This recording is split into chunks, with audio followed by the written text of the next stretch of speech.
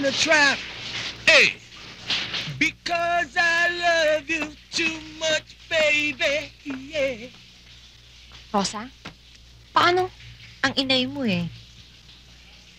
Bakit hindi nalang patirahin dito? Pati ba naman tubig? Pati sabon at panghilod ka mo. Chimay, tuwalya nga.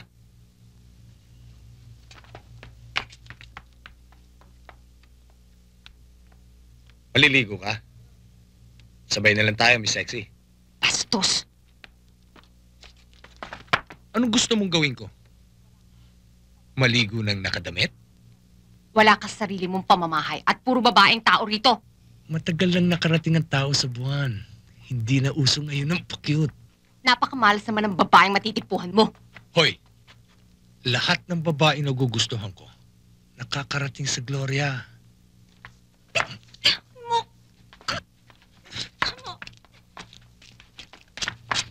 Ito yung tuwalya.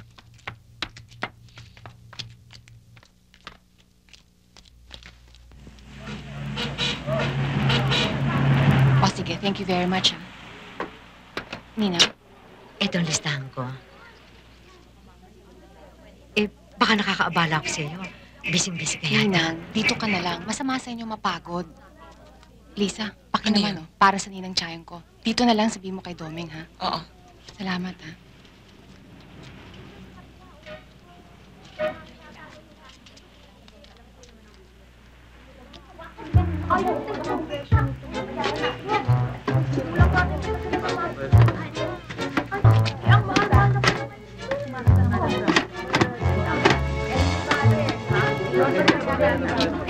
Anong hindi pwede? Ang sabi ng nanay sa daddy ko, pwede kami kumuha dito na lahat ng gusto namin. Walang sinabi sa akin ng nanay ko. Gusto mo lang talaga kami hiyain, ano? Para magkano lang yan, ah? 999 pesos and 75 centavos. 25 centimos na lang, 1,000 na. Wow! Highway robbery! Para yan lang? Wala na nga kayong pambayad, marami pa kayong sinasabi. Mataray!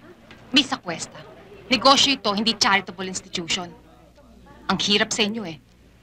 Sinasamantala nyo, pati kabutihan ng nanay ko. Para sabihin ko sa'yo, ang nanay mo lang ang nagmamagandang loob. Ang totoo, hindi lang itong inaalok mo sa daddy ko. Marami pang iba.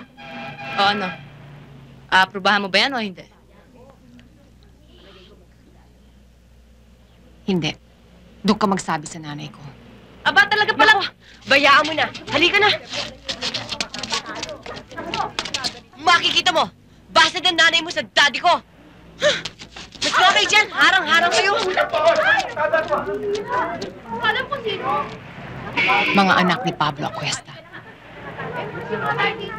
Sa susunod, na may kinukuha sa tindahan sila Rita, bigyan mo.